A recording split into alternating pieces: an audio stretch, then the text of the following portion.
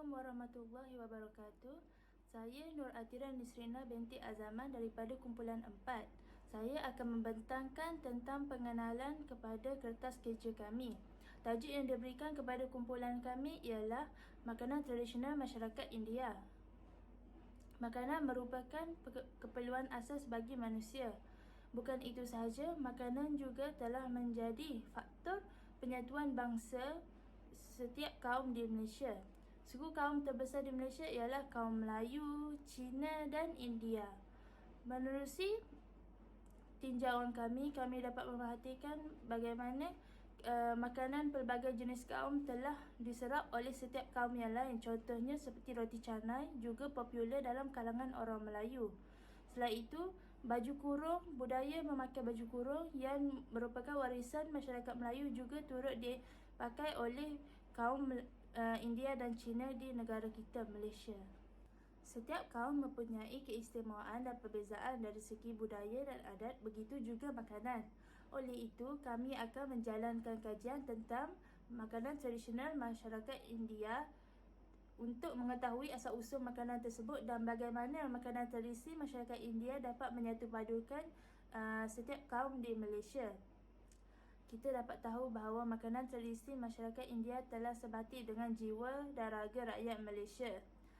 Contohnya, kita dapat lihat dengan mata kasar bilangan restoran mamak dan nasi kandar yang tersebar luas di seluruh pelosok negara kita bagai cendawan tumbuh selepas hujan.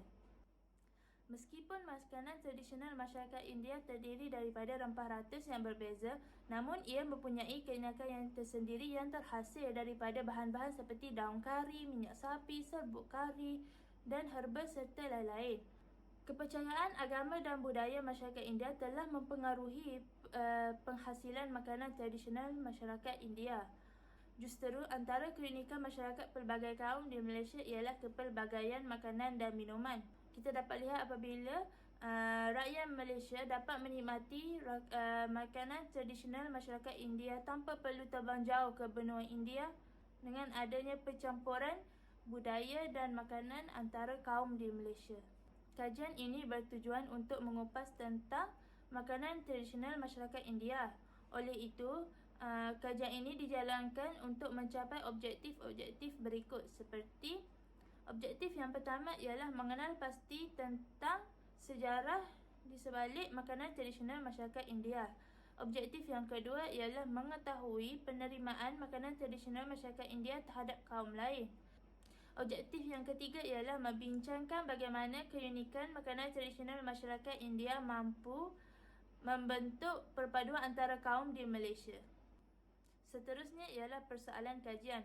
Persoalan kajian ialah soalan-soalan yang dibina berasaskan kepada objektif kajian sebagai fokus kepada penyelidikan agar hasil kajian dirumuskan dalam skop yang telah ditetapkan. Persoalan yang pertama ialah apakah sejarah makanan tradisional masyarakat India?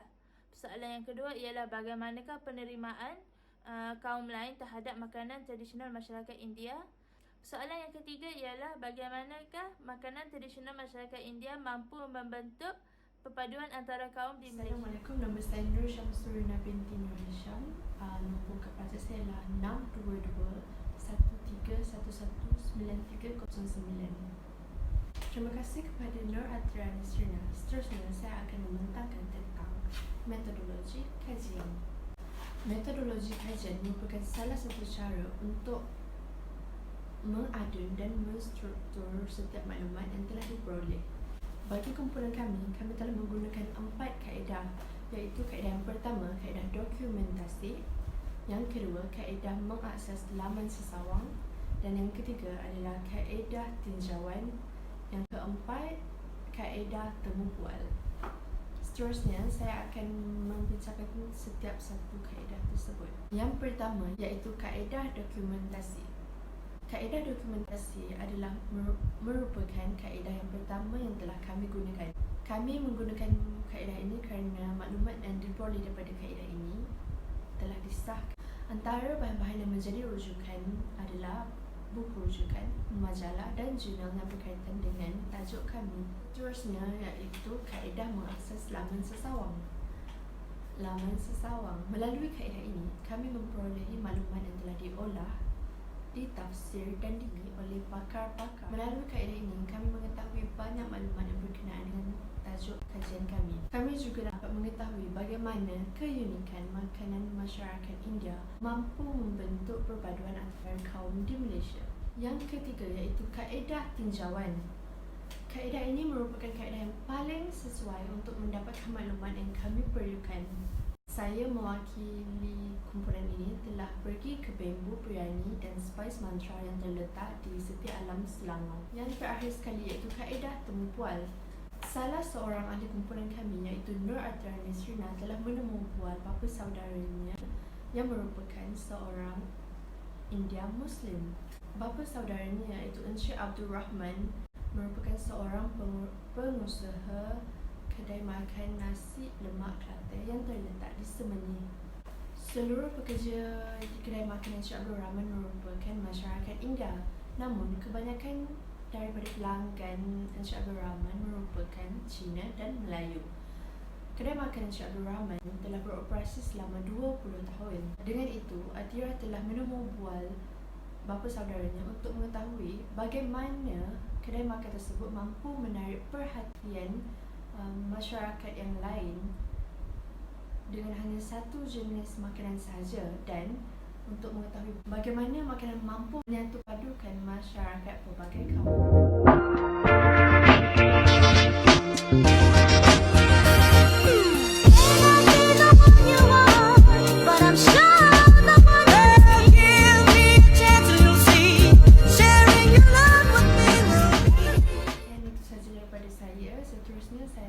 Pembentang seterusnya akan membincangkan tentang hasil kajian daripada tajuk kami. Sekian, terima kasih. Baiklah, saya akan teruskan dengan hasil kajian. Masyarakat India adalah masyarakat yang amat mengutamakan sayuran dalam makanan seharian mereka. Ini menyebabkan kebanyakan mereka digelar sebagai vegetarian. Ini kerana kebanyakan mereka adalah penganut agama Hindu-Buddha. Bagi penganut agama Hindu-Buddha, lembu adalah haiwan yang dianggap suci dan dianggap sebagai Tuhan di mata mereka. Maka dengan itu, dilarang keras bagi mereka memakan mana-mana makanan yang berasaskan daging. Tetapi yang menariknya, setiap makanan ataupun hidangan yang disediakan oleh masyarakat India mempunyai makna-makna yang tertentu seperti panjang umur, kemakmuran, kesihatan dan juga kebahagiaan. Terdapat banyak jenis manisan dan kuih muih tradisional masyarakat India yang terdapat di Malaysia. Kebanyakan daripada manisan dan kuih muih ini disediakan menggunakan bahan asas seperti tepung. Sebagai contoh, acu muruku atau lebih dikenali sebagai bunga ros. Acu muruku merupakan makanan manis yang wajib ada pada hari perayaan Deepavali dan merupakan makanan ataupun kuih muih yang amat digemari oleh kanak-kanak. Seterusnya, makanan tradisional masyarakat India amatlah diterima baik oleh kaum Melayu dan Cina di Malaysia. Hairanlah kerana kita sebagai masyarakat Melayu amat menggemari makanan-makanan tradisional masyarakat India seperti tosai, chapati, roti canai dan sebagainya. Roti canai merupakan makanan yang amat popular sewaktu bersarapan pada waktu pagi. Roti canai ini kebiasaannya dihidang bersama kuah dal, kuah kari dan juga sambal. Hari ini kita dapat lihat kaum Melayu dan Cina turut memenuhi restoran ataupun kedai yang menjual ataupun menyediakan roti canai. Boleh dikatakan roti canai sudah menjadi makanan kegemaran semua rakyat Malaysia tanpa mengira kaum. Keunikan makanan masyarakat India dibuktikan melalui wujudnya kedai ataupun restoran masyarakat India atau lebih dikenali sebagai kedai mamak. Restoran mamak mempunyai pelbagai menu dari setiap kaum. Sebagai contoh, nasi lemak daripada kaum Melayu, kuih tiaw daripada kaum Cina dan juga tosai daripada kaum India. Hal ini dapat menarik minat rakyat Malaysia untuk memilih kedai ini kerana kedai ini tidak didominasikan oleh satu kaum sahaja. Bahkan, kedai mamak ini dapat mengumpulkan seluruh rakyat Malaysia tidak kira bangsa maupun agama kerana kedai mamak ini telah menjadi tempat untuk menyaksikan perlawanan bola sepak. Melalui ini dapat dibuktikan bahawa kedai mamak mampu dijadikan tempat untuk rakyat Malaysia bersatu dan mengukuhkan perpaduan antara kaum. Assalamualaikum, saya Nur Izzah Shazah binti Hidzir, nombor pelajar 62213119409. Jadi hari ini saya akan membentangkan tentang keistimewaan dan kelemahan sepanjang kajian yang kami jalankan. Keistimewaan pertama yang kami dapati semasa menjalankan hasil kajian ini ialah apabila salah seorang ahli kumpulan kami ditaja oleh pemilik restoran Bamboo Biryani Taste and See. Ini adalah antara makanan yang ditaja oleh pemilik restoran Bamboo Biryani Taste and See. Restoran ini menjual pelbagai makanan masyarakat kaum India. Ini ialah cara penyediaan nasi biryani bambu.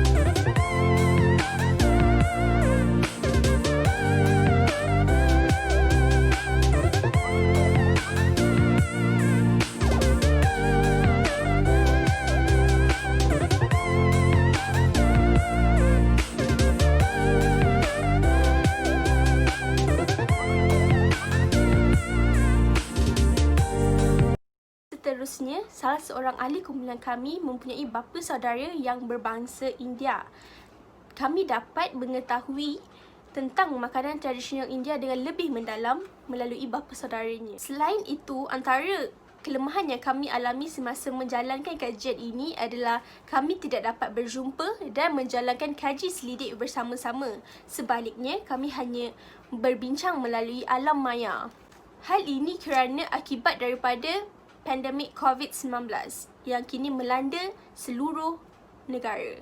Kelemahan seterusnya ialah kami perlu bergantung 70% artikel di laman tersawang. Jadi itu sahaja daripada saya. Terima kasih. Assalamualaikum warahmatullahi wabarakatuh. Nama saya Nurhanis Adila binti Mamak Hasri. Hari ini saya akan membentangkan bahagian kesimpulan dan saranan mewakili ahli kumpulan saya mengenai kajian dan juga soal selidik terhadap latar belakang makanan tradisional masyarakat India. Antara kesimpulan yang dapat kami simpulkan di sini, terdapat pelbagai jenis makanan tradisional masyarakat India di Malaysia yang kita sendiri sebagai rakyat Malaysia makan makanan tradisional itu sendiri secara tidak langsung dan juga tidak langsung.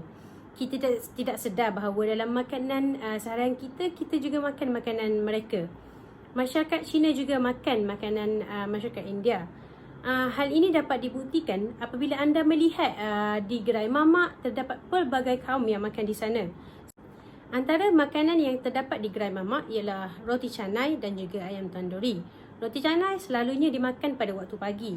Selain itu, tosai, capati, muruku dan banyak lagi juga merupakan makanan yang kita makan dalam kehidupan sehari-hari. Bukan sahaja masyarakat India yang memakan makanan tersebut. Kari juga tidak dilupakan, di mana kita sendiri masyarakat Melayu makan masakan kari itu sendiri.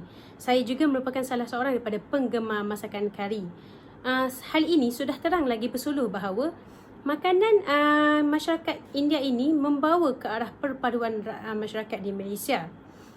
Oleh yang demikian, tercapailah objektif kajian kami di mana kami ingin mengenal pasti sejauh mana penerimaan kaum lain terhadap makanan tradisional masyarakat India. Di sini saya sertakan beberapa keping gambar yang membuktikan bahawa bukan sahaja masyarakat India yang menikmati makanan di mamak. Dan di mana gambar ini juga dapat membuktikan bahawa perpaduan kaum telah pun dicapai dalam kehidupan sehari-hari kita di Malaysia.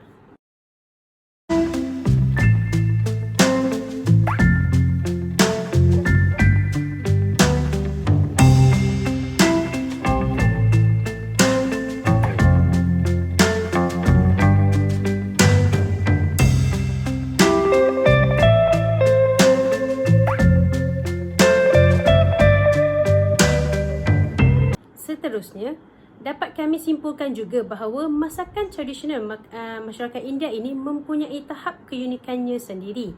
Seperti mana yang kita tahu, makanan tradisional masyarakat India ini kaya dengan rempah ratus yang pelbagai. Rempah ratus yang pelbagai ini tujuannya adalah untuk menyedapkan lagi dan melazatkan lagi sajian mereka. Akan tetapi rempah ratus yang digunakan oleh mereka ini adalah dibenarkan dan selamat bagi kaum lain untuk menikmati makanan mereka. Seterusnya adalah saranan. Saranan yang ingin kami sarankan di sini adalah dengan meneruskan lagi kajian ke atas latar belakang makanan tradisional masyarakat India dengan pelbagai kaedah lagi bagi mendapatkan maklumat yang lebih tepat. Selain itu, kerjasama yang tinggi daripada masyarakat India itu sendiri amatlah kami hargai dalam membantu kami untuk mendapatkan maklumat yang lebih tepat dan sahih bagi menjayakan kajian terhadap latar belakang makanan tradisional masyarakat India. Akhir sekali, bukan sahaja kerjasama yang tinggi daripada masyarakat India yang kami harapkan, akan tetapi pemikiran dan juga sikap yang lebih terbuka daripada kaum masyarakat lain amatlah kami hargai. Hal ini dapat membantu kami dalam menyempurnakan dan menjayakan lagi kajian kami terhadap latar belakang makanan tradisional masyarakat India. Itu sahaja daripada saya. Assalamualaikum warahmatullahi wabarakatuh. Terima kasih.